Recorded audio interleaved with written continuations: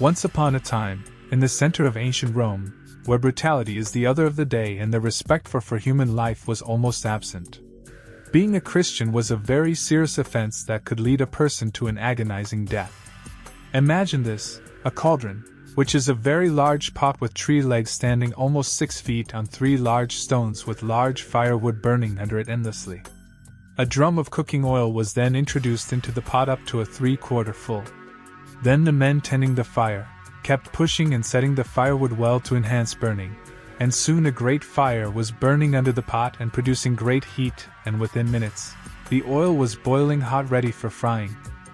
The irony is they were not going to fry any meat for this occasion. No, they were going to fry a human, and fry the human alive. This is a very hard incident to describe, so let's stop here and start the story from the beginning. In the early days, Christianity started as a small group within the Jewish community. Right from the start, there were disagreements among the people. Before Saul changed his ways and became Paul, he used to harm the early Christians who were also Jewish. It's said in the Bible that about a year after Jesus was killed, a man named Stephen was killed for not following Jewish rules, and Paul, who was watching, didn't try to stop it. Later, in the Bible, Paul talks about all the hard times he went through after he changed his beliefs. He mentions how he was hurt many times by Jewish people, whipped 5 times, beaten with rods 3 times, and even stoned once. In 41 AD, Herod Agrippa gained the title of King of the Jews, expanding his territory to include lands previously ruled by Herod Antipas and Philip. This move effectively revived the kingdom of Judea established by Herod the Great years before. Herod Agrippa sought to win favor with his Jewish subjects, but continued the persecution of Christians. During this time, James the Great was killed, St. Peter narrowly escaped death, and other apostles fled to safety. After Herod Agrippa's death in 44 AD, Roman procurators took over governance, maintaining a period of relative peace until 62 AD. However, when the procurator Porcius Festus passed away, a power vacuum emerged. Seizing the opportunity, the high priest Ananus ben Ananus launched an attack on the church and executed James the Just, who was then leading the Christian community in Jerusalem. According to the New Testament, Paul faced imprisonment by the Romans multiple times and was even stoned by the Pharisees, who left him for dead on one occasion. Eventually, he was taken as a prisoner to Rome. Peter and other early Christians also experienced imprisonment, beatings, and persecution. The first Jewish rebellion, triggered by the Roman killing of 3,000 Jews, resulted in the destruction of Jerusalem in 70 AD. This event marked the end of Second Temple Judaism and paved the way for the gradual emergence of Rabbinic Judaism. Claudius Setzer suggests that Jews did not perceive Christians as distinctly separate from their own community until at least the middle of the 2nd century. However, many scholars argue that the parting of the ways occurred much earlier, with theological distinctions emerging immediately. During the era of Second Temple Judaism, there were multiple expressions of Jewish identity. After the destruction of the temple, one path evolved into Rabbinic Judaism, while another path developed into Christianity. Christianity's core belief centered around Jesus of Nazareth, whom they regarded not only as the promised Messiah but also as the Son of God, offering a pathway to God and divine blessings to both Jews and non-Jews. John served the church he loved and died in peace in the city of Ephesus, unlike his apostolic comrades. He did not, however, lead a quiet life. John was one of Jesus' 12 disciples at the time of his death. He also wrote 5 New Testament books, the Gospel of John, the letters 1 John, 2 John, 3 John, and Revelation, traveled much, and took part in the early years of the church in Jerusalem. While John's list of achievements was undoubtedly remarkable, he was probably the first to admit that everything he had accomplished in life was nothing compared to what Jesus had done for him. John's character summary reveals a great deal about how Jesus transforms people's lives. John's survival among the other apostles is indicative of the particular kind of suffering he went through. John endured suffering and survived while the other disciples all perished. John's life exhibited the traits of a martyr, even if he was not one in the strict sense. He was a model sacrifice that may be imitated. And as we'll see, God's intervention saved him from becoming a true martyr on multiple times. Among the angrier disciples of Jesus were John and his brother James. A distorted image of John is frequently produced by artistic interpretations and first-hand accounts.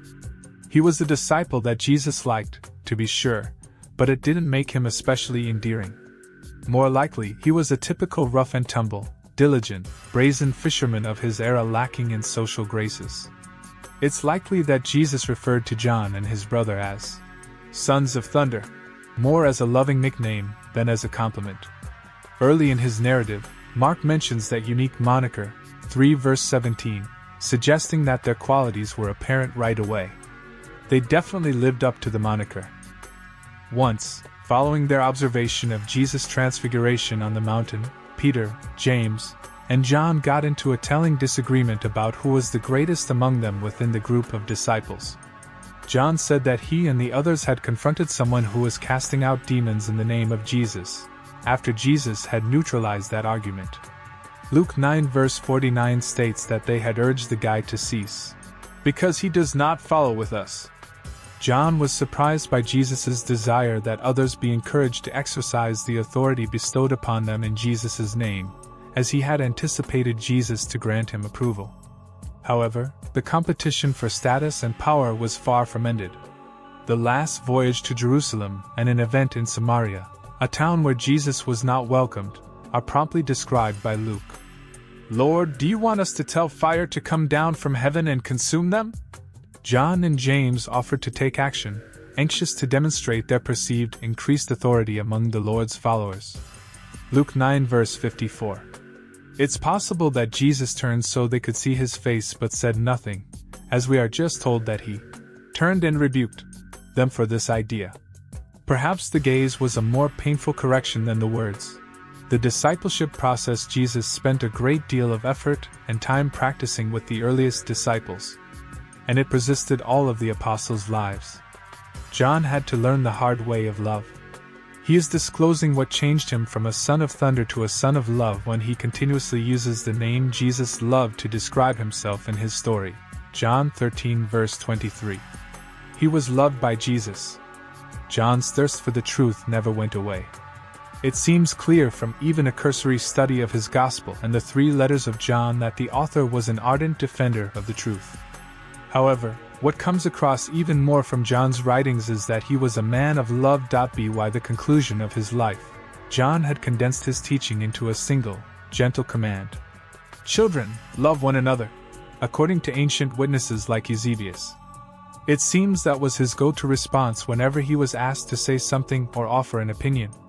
When questioned about it, he said that if that one command was properly followed, then everything else would take care of itself. The beloved disciple, mentioned in the New Testament, was the brother of James the Great. He played a significant role in spreading Christianity, establishing churches in Smyrna, Pergamos, Sardis, Philadelphia, Laodicea, and Thyatira. According to tradition, the Roman Emperor Domitian ordered that the Apostle John be boiled to death in oil, but miraculously, John continued to preach from within the pot without being harmed. On another occasion, John was compelled to drink poison, yet as promised in Mark 16 verse 18, it did not harm him. Despite these attempts on his life, John, who was leading the church in Ephesus at the time, was eventually banished to Patmos in AD 97. John's survival through these trials was attributed to God's plan for him. While on the island of Patmos, secluded in a cave, John received a profound vision. This vision became the book of Revelation, a powerful testament that would shape the course of evangelism throughout the church age. In Revelation, John prophesied about the events surrounding the return of Christ, eagerly anticipating his arrival. Even to this day, John's writings continue to inspire believers, encouraging them to eagerly await the glorious return of Christ. 2 years after his exile, Emperor Domitian passed away, and John returned to the church in Ephesus. Remarkably, he outlived all the other disciples, becoming the oldest among them. John peacefully passed away in Ephesus at the age of 80, after dedicating over half a century to serving Jesus' church with unwavering dedication. Remarkably, he was the only apostle to have escaped a violent death. Thank God for intervening to save him. It very well could have been his death sentence to be banished to Patmos. Following the death of Emperor Domitian, who had banished John to Patmos, John was returned to Ephesus and held captive for a period of 2 years. It is reported that he was forced to consume poison yet remained uninjured and died peacefully in the end. Thank you for your support.